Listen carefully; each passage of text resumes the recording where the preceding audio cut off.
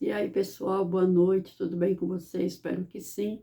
Vamos para mais uma atualização aqui do nosso canal. Estava com saudade de vocês. Estou de férias esses dias e tirei férias de verdade de tudo, mas estou aqui. Bom, quero conversar hoje com vocês sobre a influência religiosa na vida do brasileiro. Tenho percebido já há algum tempo, para ser mais exata, desde que fiz história, isso lá nos anos de 2012 a 2015, que há, desde a década de 70, mais necessariamente já na ditadura militar brasileira, um grande esforço de teologias, de doutrinas, de fazer uma certa manipulação, uma espécie de quase lavagem cerebral mesmo na cabeça das pessoas. Primeiro se comportando como um aparelho acolhedor, porque é assim que elas agem. Acolhe as pessoas nos seus momentos mais delicados. Geralmente, essas doutrinas, essas igrejas, primeiramente, abocanha à sua clientela, se é que se pode chamar assim, pela necessidade de acolhimento, pela necessidade de dar àquelas pessoas uma resolução rápida para os seus problemas e depois aliena as pessoas. Outro fator também importantíssimo é a espécie da prosperidade, a teologia da prosperidade, que já está há muitos anos, né, fazendo parte da vida dessas pessoas que frequentam certos tipos de doutrinas.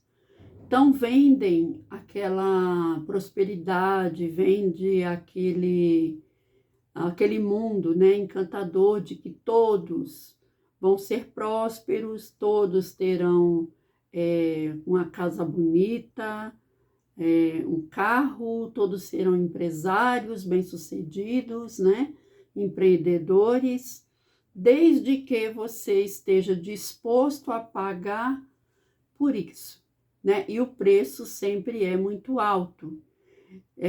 Chega-se até descaradamente a vender coisas que são, assim, totalmente ilusórias.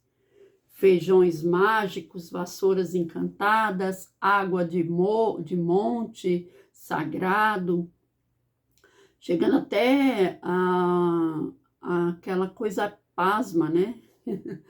De vender um suor, né, do pastor famoso, né? Feijão encantado, né, de pastor famoso também. E as pessoas caem nisso, né? Aí fica-se a pergunta, por que que essas pessoas tidas aí como tão inteligentes, né? Muitas são realmente pessoas estudadas, pessoas que teoricamente não seriam tão fáceis assim de cair nessa ilusão, mas elas caem, né? Por quê? Porque estão atrás da resolução rápida dos seus problemas. Outro grupo a gente vê também que são facilmente cooptados por essas igrejas, que são aqueles dependentes emocionais, sobretudo aquelas pessoas que não conseguem receber um não da vida, que não conseguem ter o fim de um relacionamento, por exemplo, que tem uma baixa estima, e aí ficam totalmente vulneráveis à influência desses líderes religiosos.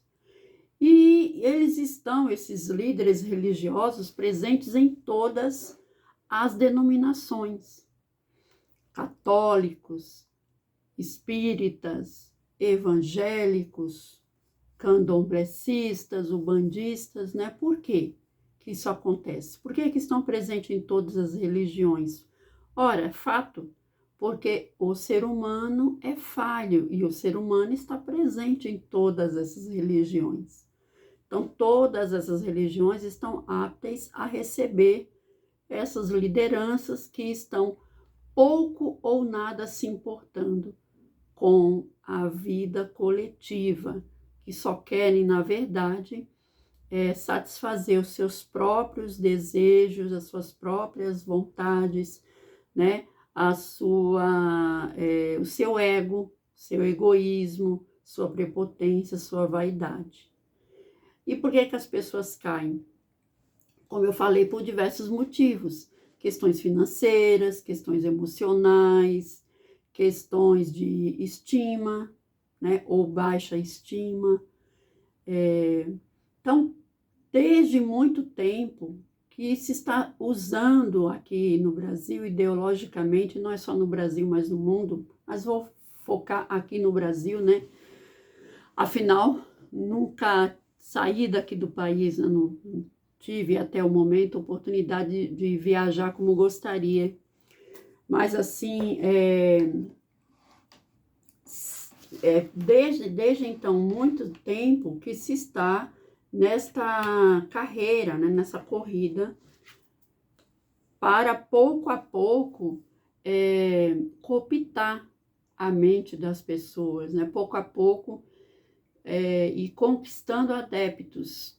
E a gente também não pode deixar de falar da questão política, porque esses líderes religiosos trabalharam tão bem e tão sucessivamente que hoje nós temos uma bancada no Congresso, bancada da Bíblia, feita de alguns, né, ou de uma boa base de políticos, né, de deputados que lá estão por conta do voto popular.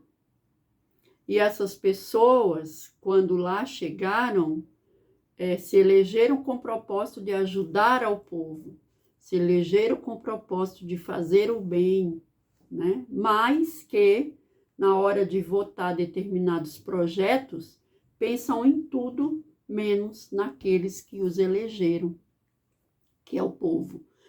E os cargos políticos, né, dão a essas pessoas o poder. E quem tem poder dificilmente quer deixar de ter.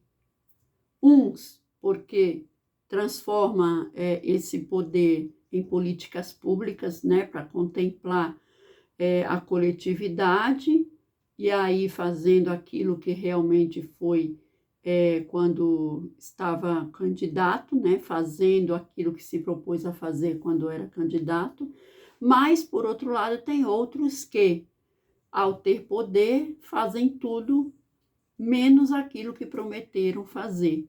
E na hora de votar, não votam conforme aquilo que o povo que o elegeu gostaria de que ele fizesse.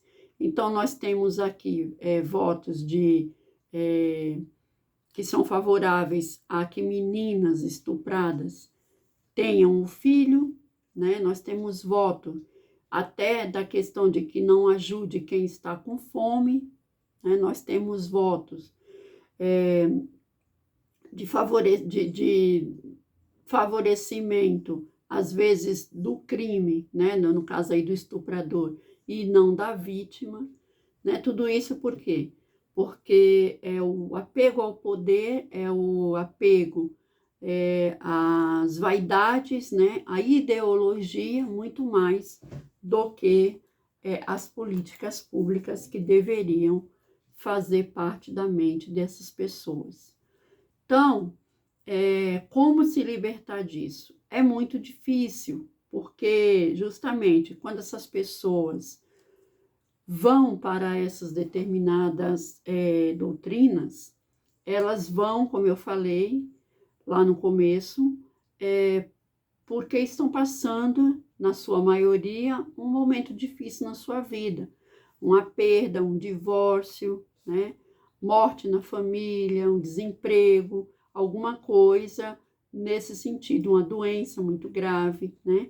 E aí essa pessoa ela vai se sentir agradecida por aqueles que a acolheram, que a ajudaram em um momento tão difícil. Então, a partir disso, ela se torna refém dessas lideranças, né, malfeitoras. E para se livrar, é necessário que essas pessoas tenham, acima de tudo, uma grande força de vontade, né, uma consciência mínima que seja de que ela está sendo manipulada, né? E isso não é fácil, não é fácil de se conseguir, porque tem muitas que até levam o núcleo familiar, né, para essas doutrinas. E aí fica-se aquele ciclo vicioso de pessoas fanatizadas, de pessoas levadas ali à manipulação, né? Então é algo assim muito difícil de se libertar, mas não é impossível. A gente tem também vários casos de pessoas que conseguem, né, ao longo dos anos, perceberem que foram manipuladas por esses líderes religiosos e que a partir disso deixam de ser, né? E aí também tem que se cuidar para não ir para o outro extremo, porque às vezes também quando essas pessoas percebem que elas foram manipuladas, o que acontece? Elas vão do 8 ao 80, né? Elas deixam de acreditar em Deus, elas viram pessoas totalmente materializadas, né? Materialistas. Mas o fato é que essa manipulação religiosa, ela vem no Brasil desde muito tempo e que é algo que está presente nos dias de hoje, no campo ideológico, no campo político, né? No campo social. E que para a gente se libertar disso, é necessário que haja muita força de vontade, uma consciência e muitos até uma ajuda profissional na parte da psicologia. Curte, compartilha, se inscreve nesse canal e até o próximo vídeo. Muito obrigada, podendo ajudar no Pix 252-791-61802. Tchau!